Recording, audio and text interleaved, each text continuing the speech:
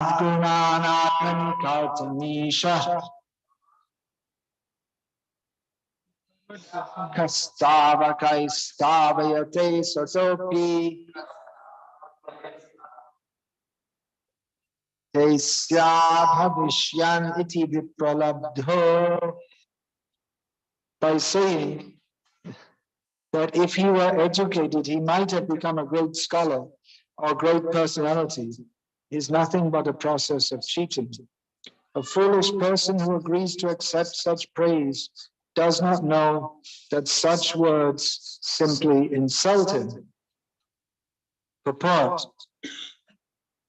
Prithu Maharaj was an incarnation of the Supreme Personality of Godhead, as Lord Brahma and other demigods had already testified when they had presented the king with many heavenly gifts.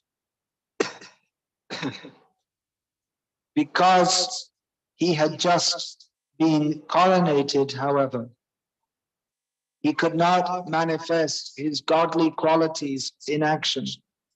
Therefore, he was not willing to accept the praise of the devotees. So-called incarnations of Godhead should therefore take lessons from the behavior of King Prithu. Demons without godly qualities should not accept false praise from their followers. Om Jnanatimivandhasya Jnananjana Shalakaya Chakshur Unmilitam Yena Tasmai Shri Gurave Namaha. Shri Chaitanya Mano Bhishtam Sthapitam Jena Bhutale Swayam Rupa Kadama Hyam Dadati Swapadantikam Vandeham Shri Guru Shri Ataf Padakamalam Shri Gurun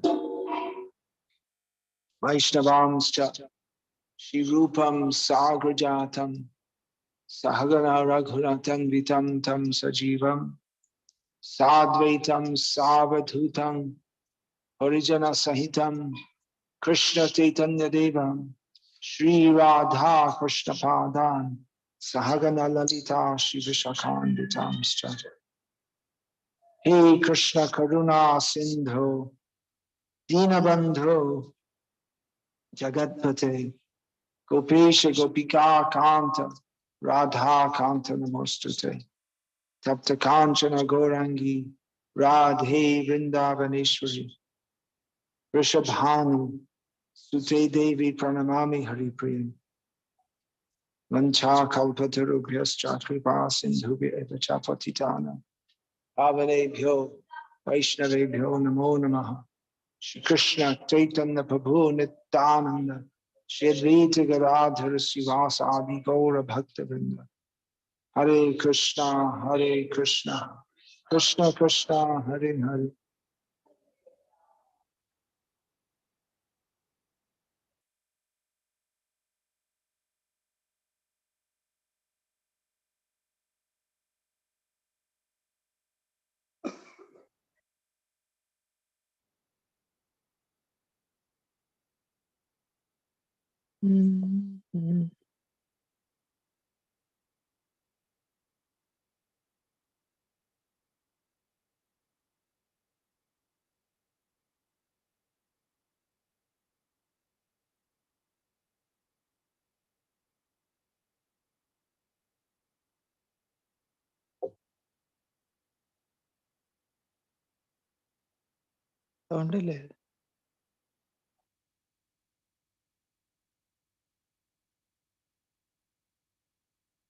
This Shankaracharya has made, he's imagined Tattvamasi, Prajnanam Brahma.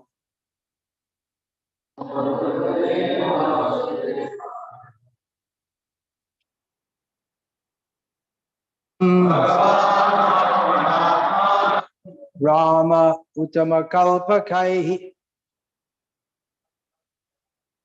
Ije tachaya vanmakaihi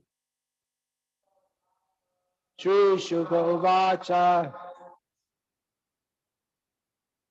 Upam Tasyagrajam Urupurim Maturim Goshtavatim Radha Kundam Girivaramaho Radhika Madhavasham Prapto Yasya Pratita Kripaya Shri Gurum Tam Natosmi Vandeham Shri Guru Shri Ataf Padakamalam Shri Gurun Vaishnavascha Shri Rupam Sagrajatam Sahagana Raghunatham Vitam Tam Sajivam Sadvaitam Savadhutam Parijana Sahitam Krishna Chaitanya Devam Shri Radha Krishna Padam Sahagana Lalita Shri Vishaka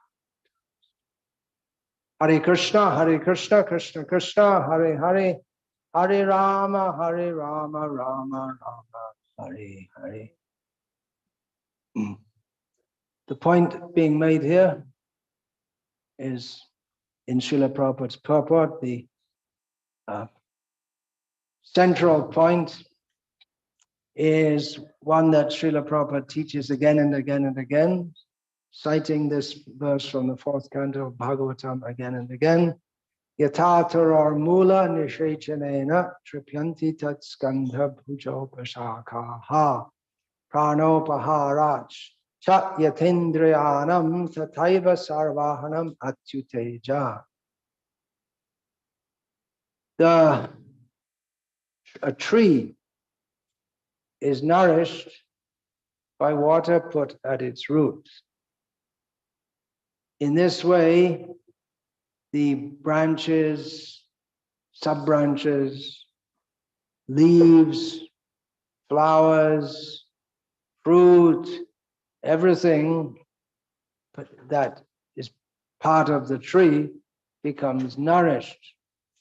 But if we try to water, if we put water individually on the leaves, flowers, and the fruit and the branches, then the tree will not be nourished. Water is required. Similarly, food sent to the stomach nourishes all the limbs and organs of the body. If we try to individually feed the ear, for instance, now I can't hear properly. Okay, put some rice in his ear. Maybe the ear is feeling is a little weak, a little hungry.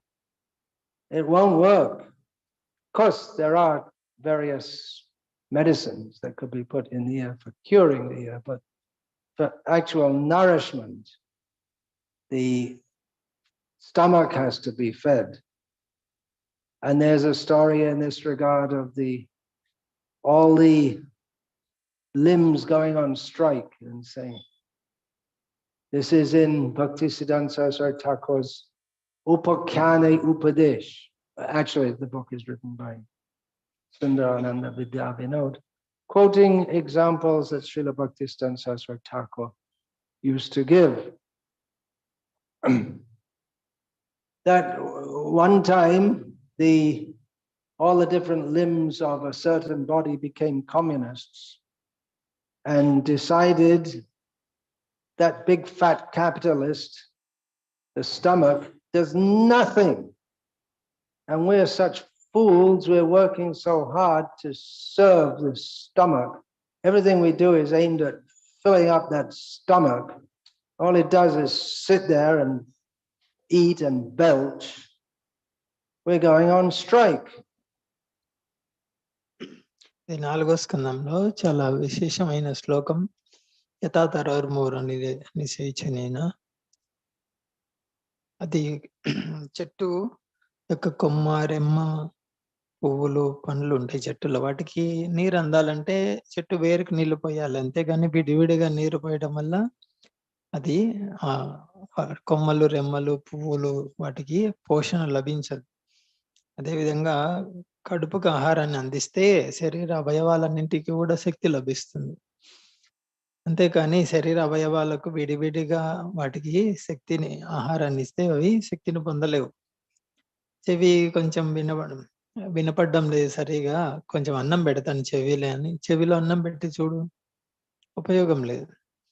ఏదైనా ఔషధాలు ఉంటే చెవిలో వేసేటివి కొన్ని ఉంటాయి, అది వేరే విషయం. చెవికి పోషణ లభించాలి అంటే అది కడుపుకి ఆహారం ఇవ్వాలి.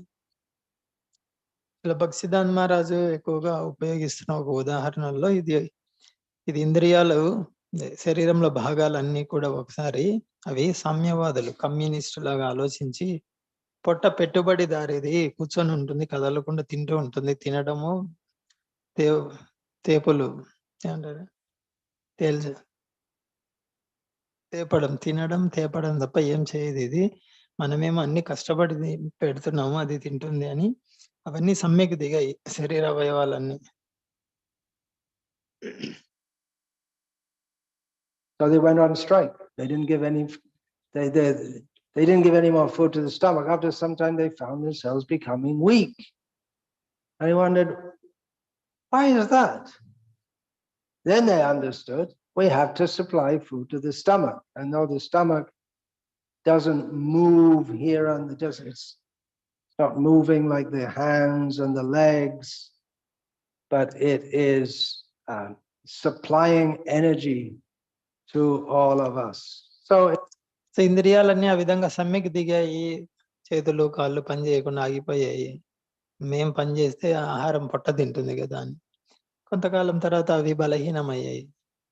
మళ్ళీ సమావేశమై చర్చించుకుంటే అర్థమైంది ఏంటంటే, మనం కడుపుకి ఆహారం ఇస్తేనే కడుపు నుంచే మనకు శక్తి వచ్చేదని అప్పుడు తెలుసుకున్నాయి. Gross example, and an anatomist or a doctor or a biologist would probably say, no, it's not just the stomach, there's the intestines and this and that, and the botanist might say, it's not only the water, you need good soil and you need sunlight, and anyway, the example is clear. Maybe not to everyone.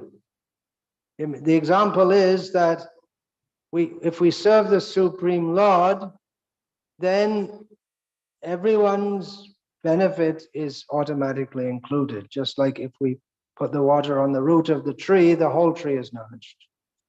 If we put food in the stomach, the whole body is nourished. And Srila Prabhupada often quoted in this regard also, Yasmin tushte jagat tushta. That person, when he is satisfied, then the whole universe is satisfied. Someone may say, well, that's not right. I don't accept that. If you do arati to Krishna, and there's so many other demigods, you didn't do arati to the other demigods, you only did it to Krishna. Right? The Hindu temple.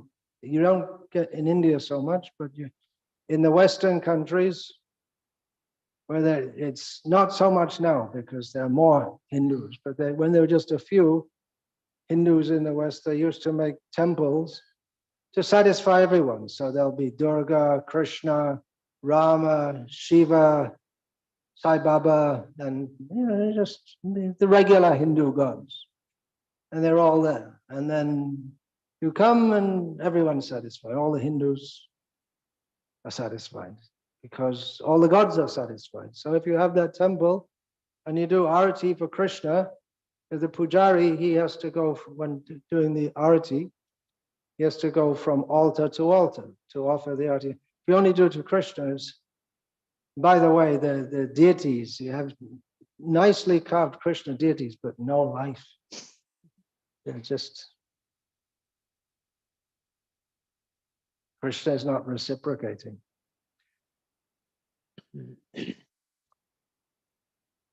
చెట్టు వేరుకు నీళ్లు పోస్తే చెట్టు భాగాలన్నిటికీ అందుతుంది. కడుపుకు ఆహారం ఇస్తే అవయవాలన్నిటికీ శక్తి లభిస్తుంది. అదేవిధంగా యస్మిన్ తుష్టి జగత్ తుష్టి, కృష్ణుడు సంతృప్తి చెందితే జగత్తు మొత్తం సంతృప్తి చెందుతుంది. అంతే కానీ కొన్నిసార్లు ప్రశ్న వస్తుంటుంది, అది ఎలా సాధ్యమవుతుంది? కృష్ణుడికి చేస్తే మిగతా వాళ్ళకి చేసినట్లు అంటున్నారు, ఎలా అవుతుంది అని. కృష్ణుడికి హారతి ఇస్తే మిగతా దైవీ దేవతలకు ఇచ్చినట్లేనా? ఇవ్వలేదు కదా మీరు. ఇస్కాన్‌లో కేవలం కృష్ణుడికే ఇస్తారు గదా! విదేశాల్లో చూడొచ్చు కొన్ని చోట్ల హిందూ దేవాలయాలు అన్ని విగ్రహాలు పెడతారు. రామ, కృష్ణ, శివ, దుర్గా, వినాయక అన్ని అందరిని సంతృప్తి పరచాలి హిందువులందరిని అని. అక్కడ హారతి పూజారి ఏం చేస్తాడు, ముందు ఒక విగ్రహానికి హారతి ఇచ్చి అదే హారతి దీపం అన్నిటి దగ్గరికి తీసుకొనెళ్తాడు. So you may say, well, అయితే అక్కడ కృష్ణుడి విగ్రహం ఉంటుంది, దుర్గా, శివ అన్ని విగ్రహాలు ఉంటాయి వరుసగా. కృష్ణుడి విగ్రహం చాలా అందంగా చెక్కబడి ఉంటుంది. కానీ కళ మాత్రం ఉండదు. నిర్జీవంగా ఉంటుంది ఆ విగ్రహం.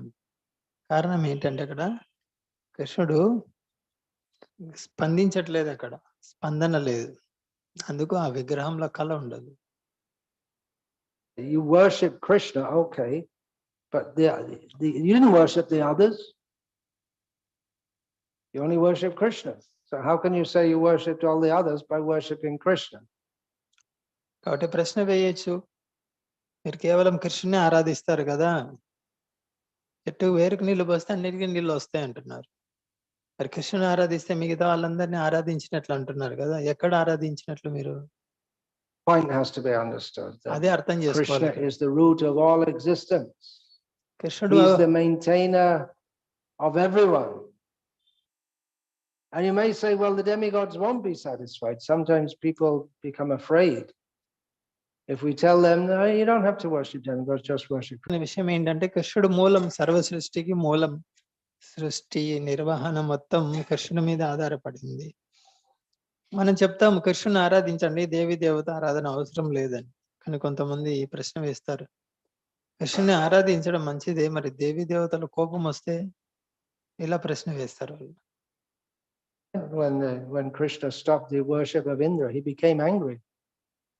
And the Vrajavasis had to suffer the wrath of Indra.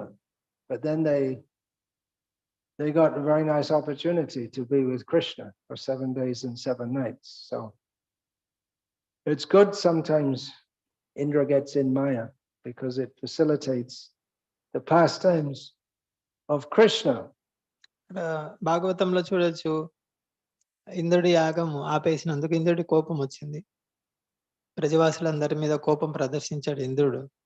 దానివల్ల మంచి జరిగింది. ఏంటంటే ప్రజవాసులందరికీ 7 రాత్రులు 7 పగళ్ళు కృష్ణుడితో నిరంతరం గడిపే అవకాశం లభించింది. కాబట్టి ఇంద్రుడు కొన్నిసార్లు మాయలో పడడం కృష్ణుడి లీలకి పుష్టి కలిగిస్తుంది. You may think, well, okay, Vrajavasis, they're very advanced, but I'm not sure if I want to get pelted with hailstones and frozen and flooded. I can worship Krishna comfortably at home. I don't need all that. I'll worship Krishna and Indra and Shiva and all the others. Well, that's another point. You can't worship all the others. You can't worship all of them.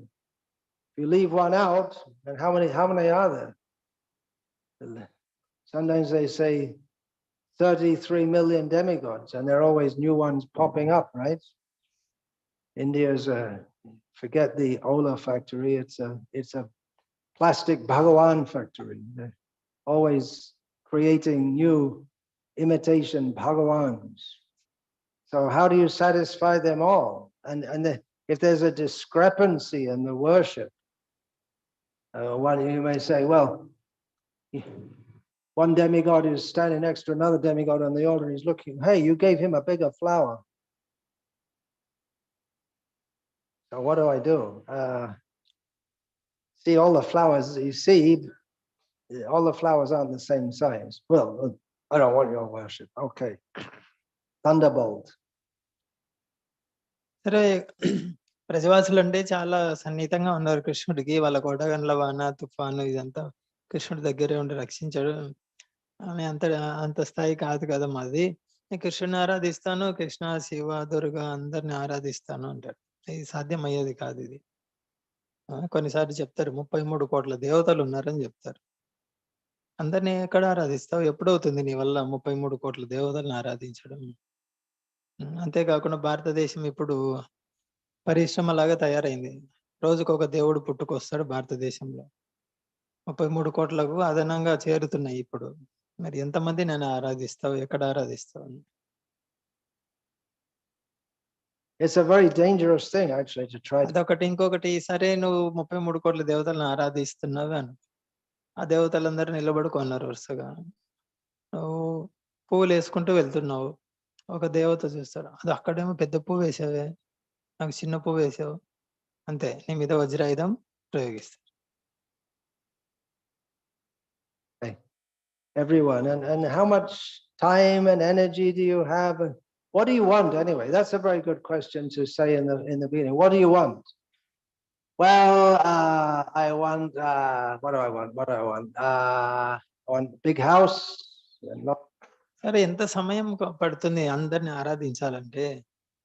సరే, ఆరాధిస్తున్నావు, ఏం ఆశించి ఆరాధిస్తున్నావు? Then you have to worship Durga for that. పెద్ద ఇల్లు కావాలి. And then, yeah, most of the material things. Beautiful wife, that also comes in the second canto, doesn't it? All the different things. If you want stability in your post, then you worship the horizon, and so on. So what do you want? What do you want? But then, if we study the Bhagavatam, we can understand that what we want is not what we should want, and it won't satisfy us. కాబట్టి భయ, నాకు పెద్ద ఇల్లు కావాలి, ఇదో పలాని దేవతను ఆరాధించు. అందమైన భార్య కావాలి, ఇదో పలాని దేవత పలాని ఆరాధించి. నీ యొక్క పదవిలో స్థిరంగా ఉండాలి, ఇదో ఇంకొక ఆరాధన చేయి. ఇటువంటి రకరకాల కోరికలు. అయితే భాగవతం చదివితే మనకు అర్థమవుతుంది మనం ఏం కోరుకోవాలి, ఏం కోరుకోకూడదు. మనం ఏదైతే కోరుకుంటామో అది మన కష్టాలను ఇస్తుంది అని భాగవతము వివరిస్తుంది మనకి. We can actually be satisfied not by satisfying all the demigods. One thing is, there can be discrepancies in their worship by which they won't be satisfied. And even if we satisfy them and they give us some benediction, then that won't satisfy us. So the first thing before we rush off to worship so many different gods and goddesses, here in Tamil Nadu, one of the main Hindu goddesses is Our Lady of Velankani, right? Christian and Hindu goddess also, practically. Because, if there's something good going on, you might as well get in on it, right? ఇక్కడ దేవి దేవతల్ని ఆరాధిస్తావు, వాళ్ళు ఒకవేళ వరం ఇచ్చారా నువ్వు, ఆ వరం నీకు సంతృప్తిని కలిగించదు, నీకు ప్రయోజనం ఉండదు. తమిళనాడులో చూడొచ్చు, దేవి వేలంకని మాత అని ఉంది. అది వాస్తవంగా క్రైస్తవులు ఆరాధించేది, హిందువులు కూడా పోతారు. ఇప్పుడు హిందూ క్రైస్తవు ఇద్దరికి అయిపోయింది ఆ వేలంకని మాత. We won't be satisfied. We won't be satisfied with anything unless we come to understand our constitutional position as servants of Krishna. This is very difficult for people to understand. మనము మన సహజ స్థితి కృష్ణుడు ఆరాధన అనే స్థితికి వచ్చే వరకు సంతృప్తి కలగదు మనకి. సాధారణ ప్రజలకి ఇది అర్థం కాదు. Yeah. And they can get very upset also. That's quite common actually, that people get upset if we tell them to only worship Krishna. And they get upset. మనం చెప్పామనుకో కృష్ణుడిని ఆరాధిస్తే చాలు అని, వాళ్ళు దిగ్భ్రాంతికి లోనవుతారు. అది ఎట్లా సాధ్యం అవుతుంది? It's their culture and tradition, and it is. But your culture and tradition is a lot of good things in it, no doubt, but it's all being directed to the wrong purpose. That's what Krishna showed when telling the residents of Vrindavan, well, actually telling his father, who was the king of the residents of Vrindavan, that you've arranged all the paraphernalia for doing nice worship. Just instead of worshipping Indra, you worship Govardhan. Now that seems actually, if you want to analyze anthropologically, it seems that Krishna was recommending some naturism, worshipping nature. People, they worship hills and stones, and that's considered a very primitive kind of worship. hills and stones and trees. It's all there. ఇక్కడ కృష్ణ భాగవతంలో చూడొచ్చు ఇంద్రుడి యాగం కోసం ఏర్పాటు చేసిన సామాగ్రి అంతటిని కూడా గోవర్ధన పూజకు ఉపయోగించమని చెప్తాడు కృష్ణుడు. ఇది చూస్తే ప్రకృతి ఆరాధన లాగా అనిపిస్తుంది. కొండలు, పుట్టలు, చెట్లను ఆరాధించడం. Hinduism, ఇది worship the banyan tree, worship the tulsi tree. రావి చెట్టును ఆరాధించడం, తులసి మొక్కను ఆరాధించడం, ఇదంతా హిందూ ఆరాధనగా పరిగణించబడుతుంది. This is the scholars of religion, people who make a living studying religion from a psychological, sociological, anthropological perspective. They will say that this animism and nature worship, that's the lowest level. Is that right, Gopala Acharya? You're studying all these things to teach the Gurukul children. Did you get through to that? Comparative religious studies. So the lowest level is to worship nature. And then you go up and up and up, and then you come to one God only, and then you come to the light. When you actually come to the highest level, you understand that all this worship, you don't really need to do it because it's all one. The highest religion is to understand everything is all one. Tough, isn't it? On one side, we've got people who are into worship, but they want to worship everything and anything. And on the other hand, we have those who think that, well, that's all right for people on a lower level, but the real thing is to understand we're all God.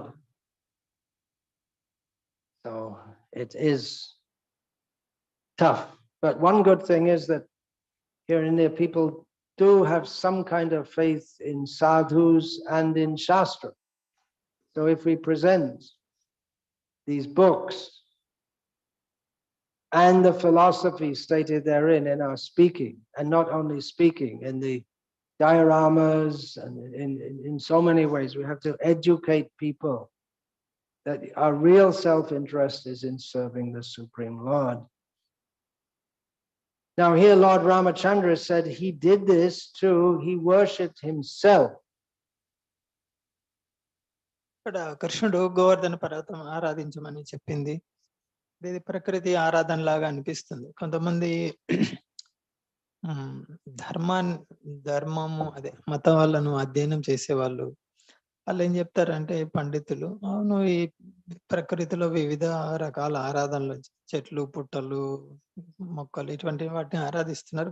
ఇది ప్రకృతి ఆరాధన, చేసుకొనివ్వండి, చేయనివ్వండి. అది చాలా దిగువ స్థాయిలో వాళ్ళు ఉన్నారు కాబట్టి అది చేస్తున్నారు.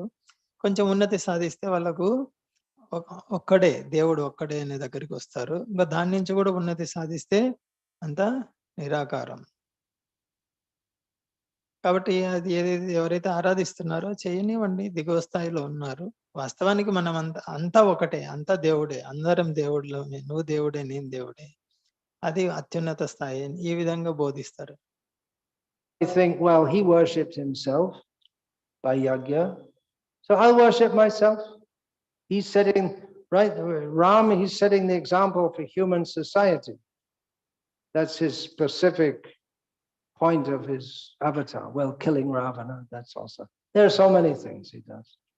But he's known as Maryada Purushottama, he who sets the proper limits, the Supreme Lord who sets the proper limits for behavior in human society. So he worshipped himself by performing yajna. So yeah, I'll do that also. I'm part and parcel. You say I'm part and parcel of him. Okay. So I'm part and parcel of him. So I'll worship myself by performing yajna. And then again, we come to the example. The leaves, the branches, the twigs, the roots, the fruits, the flowers, they're all part of the tree, but there's a proper system to nourish them, a natural system to nourish them. which is to give water to the root. So in the same way, Krishna will be, if Krishna is satisfied, then everyone is satisfied. And that was practically seen during the rule of Lord Ramachandra. Here, this chapter is titled Lord Ramachandra Rules the World. And everything was in order, everything proper.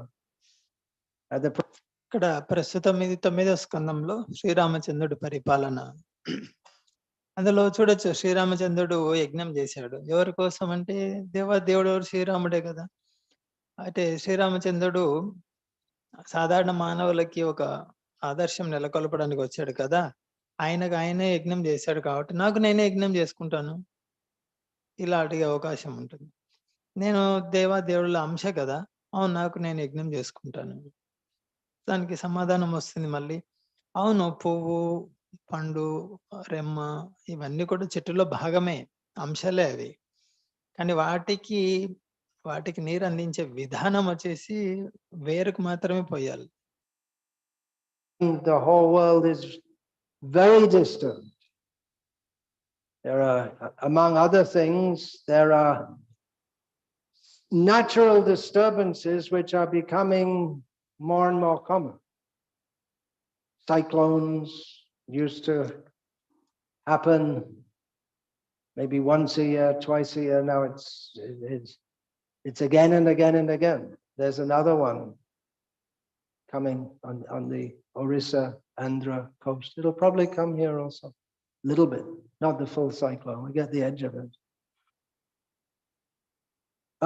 In America and Australia, there's scorching heat for months on end, and then bushfires which destroy, and not only in the United States of America, but in Canada. You don't expect Canada to be scorching hot, and then raging fires, and it's all due to global warming.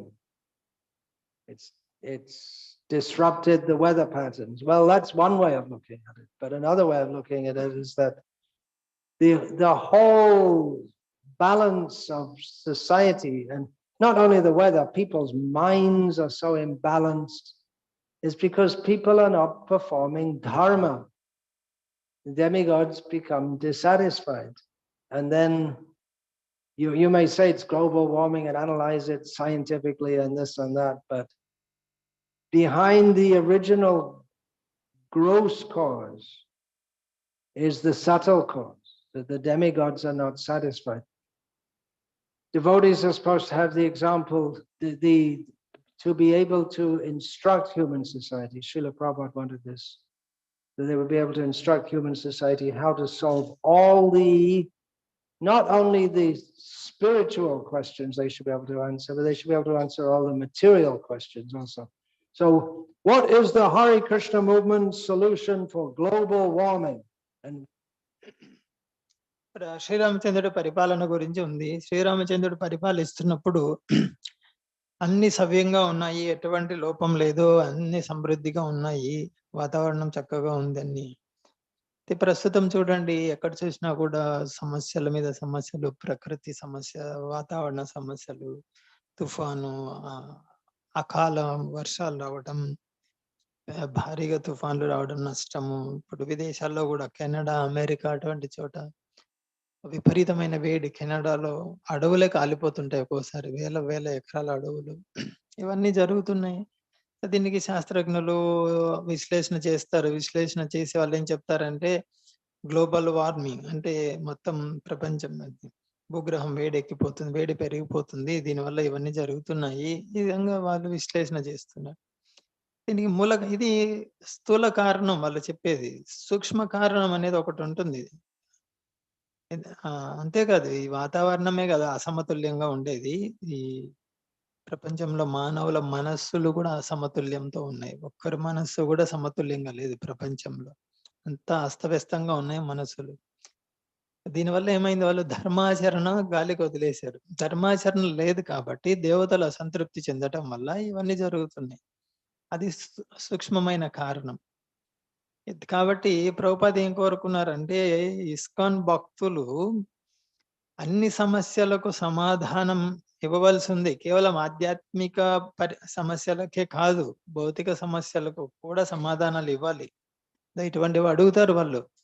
ఇప్పుడు ప్రపంచమంతా వేడి పెరిగిపోతుంది కదా, మీ హరే కృష్ణ వాళ్ళు దీనికి ఏం సమాధానం చెప్తారు అని. A disruption. And our answer is chant Hare Krishna. వాతావరణం వేడెక్కిపోతుంది అని ఇస్కాన్ వాళ్ళని అడిగితే ఇస్కాన్ వాళ్ళ సమాధానం ఏం చెప్తారు? హరే కృష్ణ కీర్తన చేయండి అంటారు. Ask us. They don't even ask us. మనల్ని అడగరు వాళ్ళు. Seeing something. Anuttama Prabhu of ISKCON, what's that called? Global Communications, something like that. He was writing something. He's very concerned that people in America shouldn't see us as a cult. I would think it's good if they see us as a cult because they don't see us at all. At least if they think we're a cult, they'll be thinking about us something. But they don't, we're just not on the radar at all. They think we're a cult, then they might come and they give some notice to us, but as they did in the 1960s and 70s and 80s, but we've become such good citizens of America that they don't even notice us anymore. We're just like everyone. I don't know. Anyway, I shouldn't criticize. But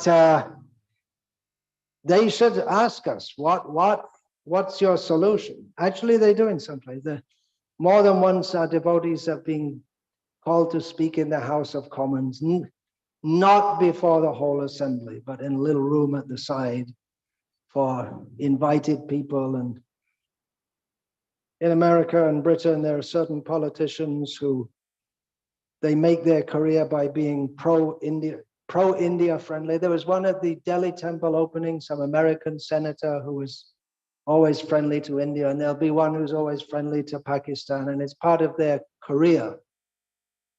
So and of course there are so many Indians in Britain and America, so the politicians are cognizant of that, and they want to get their votes and this and that, and so they pretend that they're interested in India and all this and that. So they may call some sadhus to do some program, to give a speech or something like that and listen to them.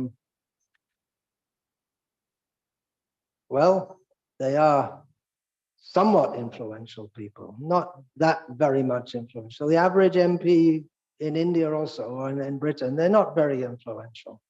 You have to get up in, I don't know, how many are there in India in the Lok Sabha? I think in Britain there's about more than 500.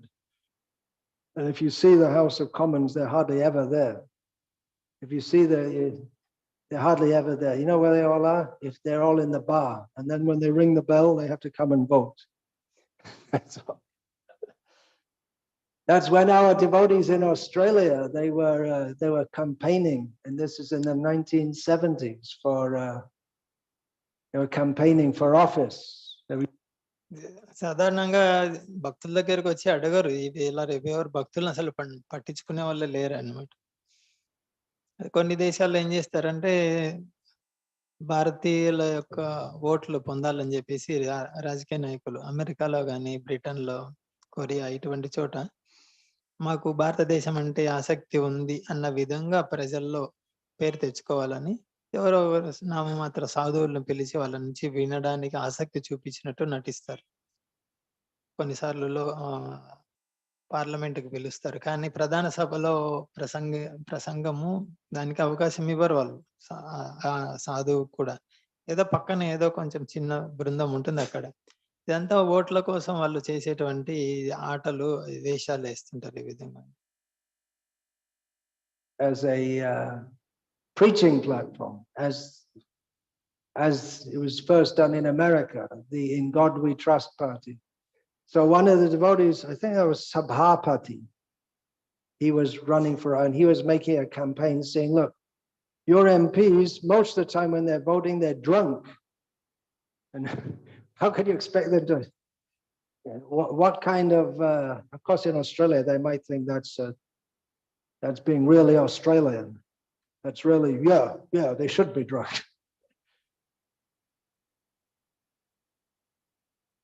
But ఇక్కడ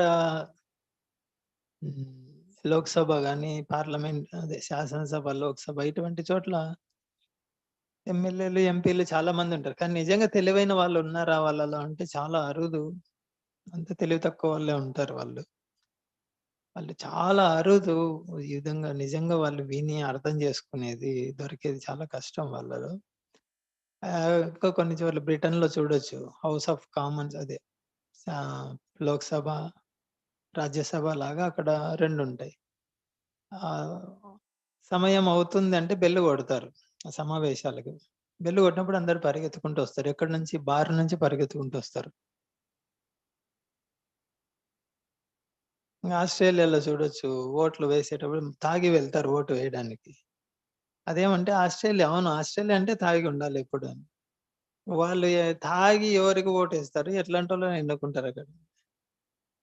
Sabha, they don't even have to get drunk to behave as if they're drunk, right? They're always fighting with each other and this and that. Highly civilized. So anyway, our devotees, yeah, they ఆ sometimes విధంగా మందు తాగి vote వేయడము, మందు తాగి తిరగడం మంచి నాగరికుడి లక్షణం అది. or on TV, they come on TV. We can give the solution. What do you Hare Krishna people, what is your solution to global warming? You're just running around the streets chanting Hare Krishna. Wait a minute, they're not chanting Hare Krishna. They're not running around the streets chanting Hare Krishna. That's why they don't see us. But anyway, theoretically, our answer to global warming is to run around the streets chanting Hare Krishna. వాళ్ళు అడగొచ్చు వాతావరణం వేడెక్కిపోతుంది ప్రపంచం మొత్తం మీ హరే కృష్ణ వాళ్ళు దీనికి ఏం పరిష్కారం చెప్తారు? మీరేమి ఊరికి అక్కడ ఇక్కడ పరిగెడుతూ కీర్తన చేస్తారు అంతకుమించి ఏం లేదు. అని అనరు వాళ్ళు. ఎందుకంటే మనం చేయడం లేదు కాబట్టి. కనీసం అట్లా అన్నా మంచిదే మనల్ని. మనం సరిగ్గా కీర్తన చేయట్లేదు వీధుల్లో కాబట్టి ఆ మాట కూడా వాళ్ళ నుంచి రాదు. ఓకే. ఉదాహరణకి అడిగారే అనుకోండి. ఏంటి పరిష్కారం అని మనం చెప్పేది ఏంటి అంటే కీర్తన చేయాలి. Well, Swamiji, could you explain the logic behind that? Doesn't seem to, maybe it's going to increase the global warming by jumping up and down and perspiring, and it all adds up to the energy, what's that called? Entropy? What's the word? Entropy. Entropy of the planet. So, and by breathing out heavily, there's more carbon dioxide produced. So if everyone chants Hare Krishna, it'll more imbalance. No, the answer is మనం చెప్తాము కీర్తన చేయండి అని. వాళ్ళు అడుగుతారు స్వామీజీ కీర్తనకు దీనికి ఏం సంబంధం ఉంది? ఇంకా కీర్తన చేయమంటున్నారు మీరు. కీర్తన చేసేటప్పుడు ఎగురుతారు, నృత్యం చేస్తారు, చెమట వస్తుంది, బొగ్గు పులుసు కార్బన్ డయాక్సైడ్ వస్తుంది. దీనివల్ల వాతావరణం ఇంకా వేడి ఎక్కువ అవుతుంది కదా కీర్తన చేస్తే.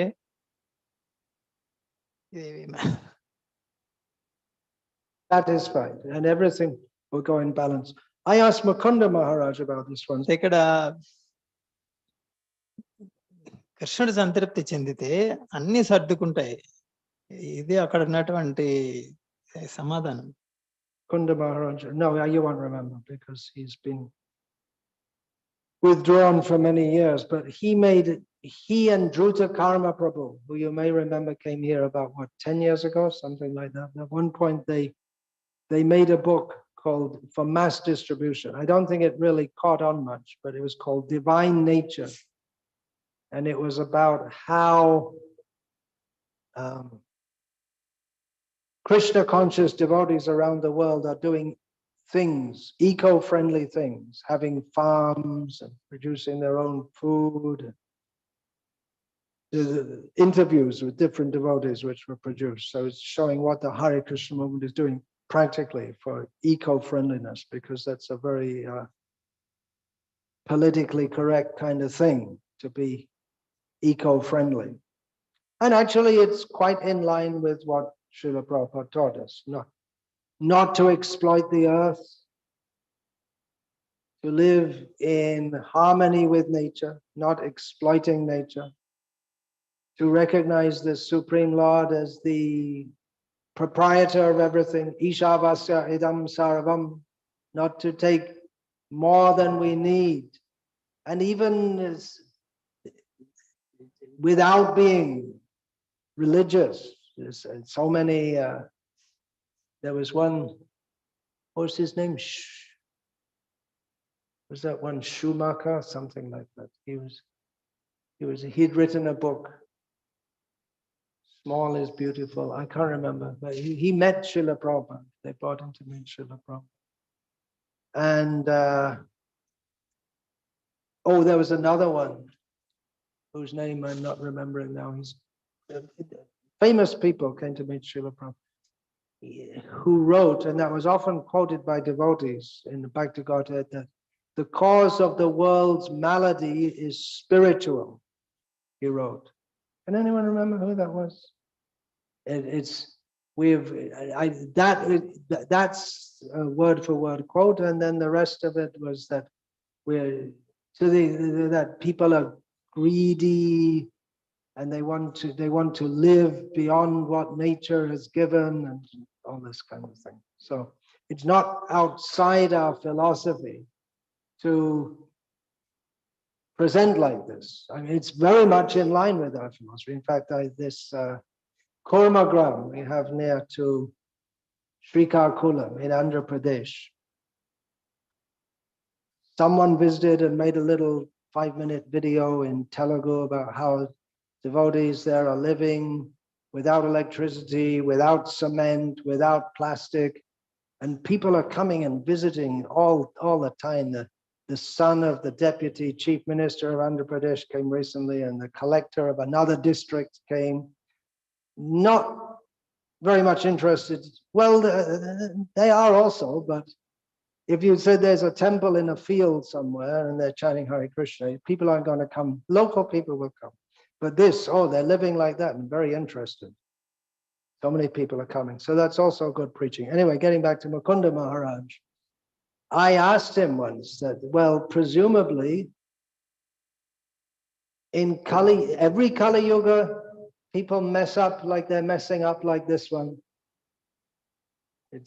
People become sinful, insanely exploiting the earth, causing so many problems. But after Kali Yuga comes Satya Yuga. So what happens? Is there a reset or what? When the whole world, the ecological balance and everything is out of, what do? The ozone layer is depleted and everything's the balance of oxygen and carbon dioxide. What happens?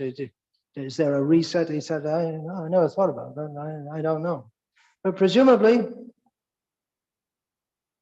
something has to happen. Otherwise, you go into Satya Yuga with pollution everywhere. That's not Satya Yuga, is it? So it has to be some global cleanup affected by the Supreme Lord. Can we reverse the effects of global ecological deterioration?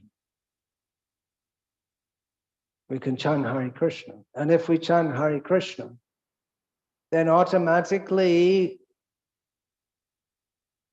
chant Hare Krishna and discuss Srimad Bhagavatam as given by Srila Prabhupada.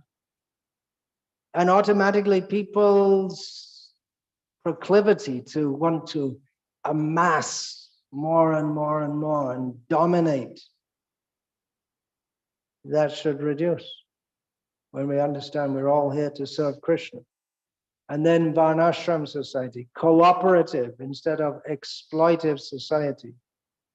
We take from nature, as this is Karl Marx, right? You put in according to your ability and you take out according to your need. So Srila Prabhupada, although he was very much against atheistic communism or Marxist communism, he also said that real communism is Varnashram Dharma, spiritual communism. We take from nature what we need, we don't take more. And we work. ప్రతి కలియుగంలోనూ ఈ విధంగా మనసులు కలుషితమైపోయి, హృదయాలు కలుషితమైపోయి, ప్రకృతిని అవసరానికి మించి స్వార్థానికి ఉపయోగించుకోవడం, దోచుకోవడం, వాతావరణం నాశనం చేయడం అంతే జరుగుతుంది. మరి సత్యయుగం వచ్చినప్పుడు ఎలా సత్యయుగంలో ఈ కలుషితము ఏమి ఉండదు. ఇవన్నీ ఉంటే అది సత్యయుగం కాదు. మరి ఎలా మార్పు చెందుతుంది? హఠాత్తుగా ఉన్న ఫలంగా మారుతాయి ఇవన్నీ. అంటే దానికి ఆలోచన చేస్తే చూడండి, హరే కృష్ణ కీర్తన చేయటం, తర్వాత భాగవతం శ్రద్ధగా చర్చించటం, వినటం వల్ల ఈ కలుషితమైన మనసులు, హృదయాలు పరిశుభ్రం అవుతాయి. ఎప్పుడైతే హృదయాలు, మనసులు పరిశుభ్రం అవుతాయో, ఇంకా ప్రకృతిని దోచుకోవాలనేటువంటిది ఉండదు. ఎంత అవసరమో అంతే తీసుకొని, అంత మేరకే సంతృప్తి చెందుతారు. ఆ విధంగా ఎటువంటి కలుషితం అంతా కూడా ఈ ఇది అసమతుల్య వాతావరణం అంతా కూడా సమతుల్యం అవుతుంది. ఈ హరే కృష్ణ కీర్తన, భాగవతం, ఈ చర్చ వీటి ద్వారా. ఈ కమ్యూనిస్టులు ఏం చెప్తారు? నీ శ్రమ మొత్తము ఇవ్వాలి. బాగా కష్టపడి పనిచేయాలి ఉత్పాదన కొరకు. నీకెంత అవసరమో అంతే తీసుకోవాలి అని. అయితే ప్రభుపాద దీనికి పూర్తి వ్యతిరేకం. ఇది ఈ నాస్తిక సామ్యవాదానికి. అయితే ప్రభుపాద ఏం చెప్పారు? భాగవతంలో ఉంది అసలైనటువంటి కమ్యూనిజం, సామ్యవాదం. ఏంటి? వర్ణాశ్రమ ధర్మం. వర్ణాశ్రమ ధర్మంలో ఏంటి? ప్రకృతిని నువ్వు కొల్లగొట్టొద్దు. నీకెంత అవసరమో అంతే తీసుకోవాలి. ప్రకృతిని మాత్రం దోచుకోవద్దు. ఇది నిజమైనటువంటి సామ్యవాదం, వర్ణాశ్రమ ధర్మం. Our ability, we put into that wouldn't be called the ecosystem. What would that be called? The work system or something? And I mean, there must be some in economics, there must be some term from that to the value pool, or I don't know. Yes, I'm just blubbering off the top of my head.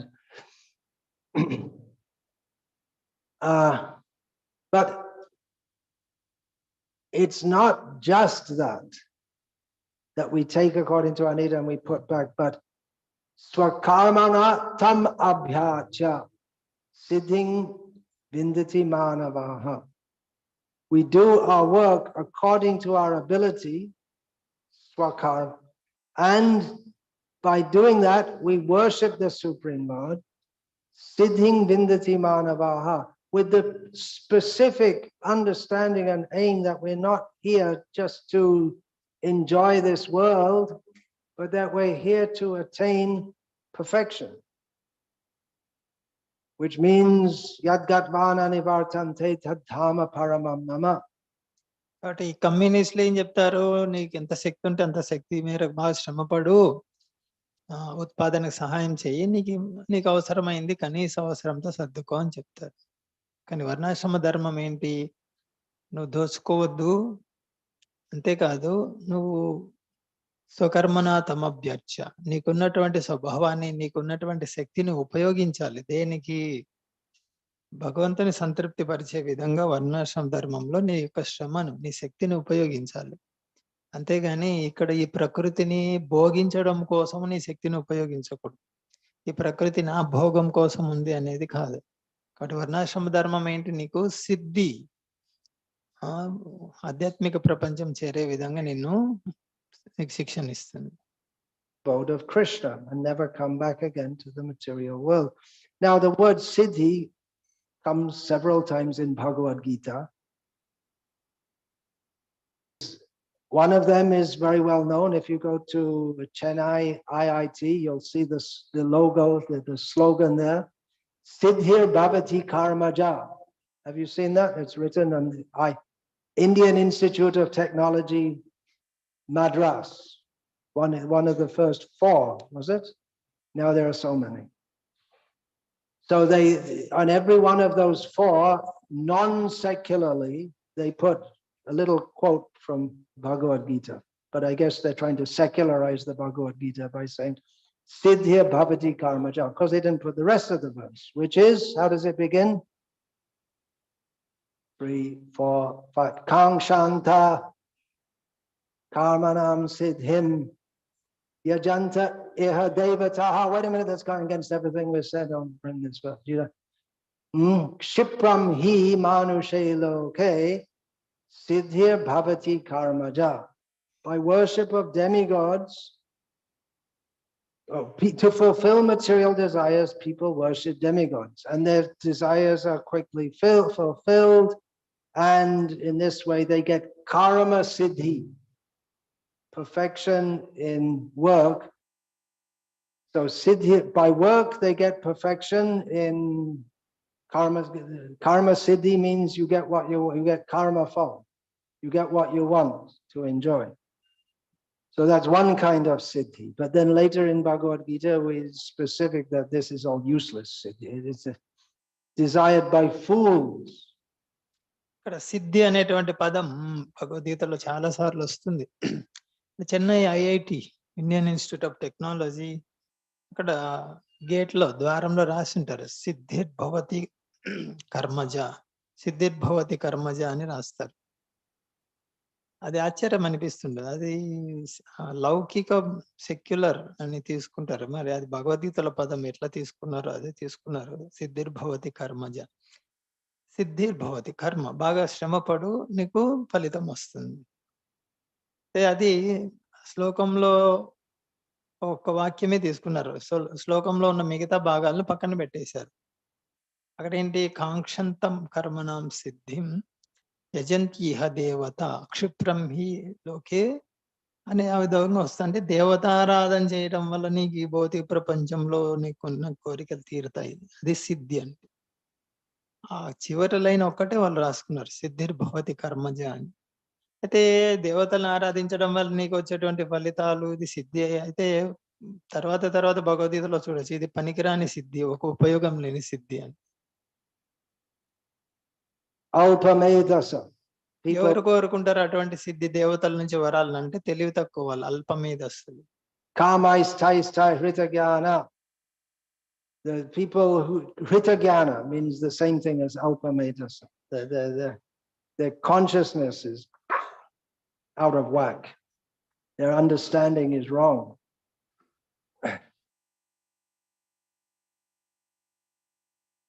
So what do they say? Siddhi bhavati karmaja. We'll get perfection by work, but they leave out the rest of their idea of work is you work as an engineer in some factory. But that's not what it says in Bhagavad Gita.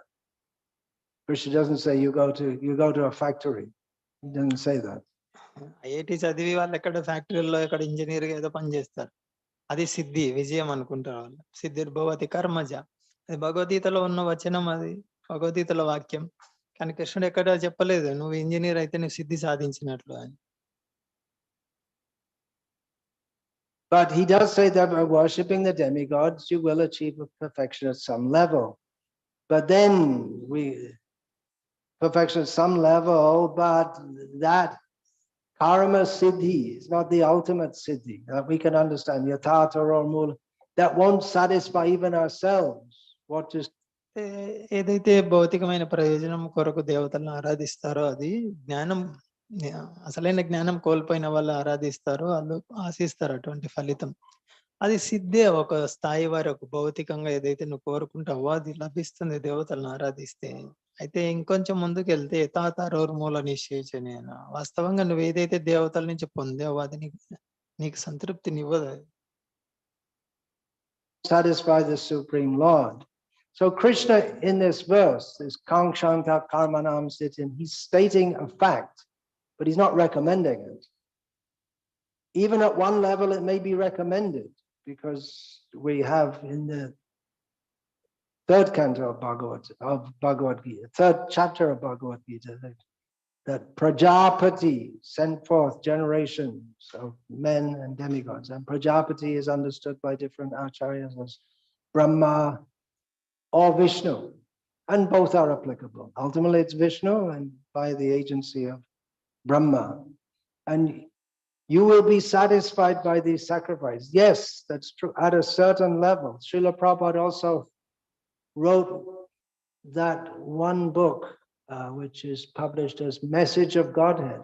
That was some essays from his Back to Godhead magazine before he came to the West, about how in work life people can worship the Supreme Lord. And he was proposing, make the factories Krishna conscious, and then there won't be any strikes.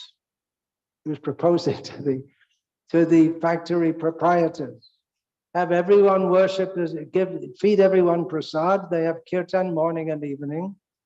And in this way, you can go on with your factory. Ultimately, he wanted to close all the factories, but it was a pragmatic measure.